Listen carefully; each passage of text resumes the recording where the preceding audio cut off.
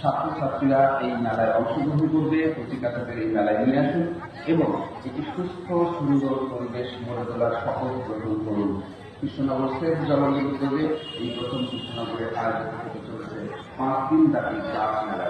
এই গাছ মেলায় আমরা সকল সুস্থ নাগরিককে স্বাগত জানাচ্ছি।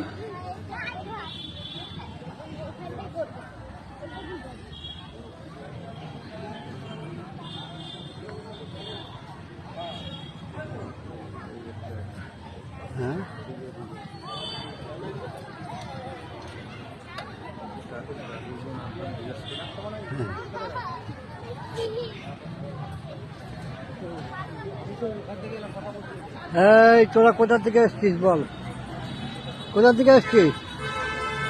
এই পালিয়ে গেল।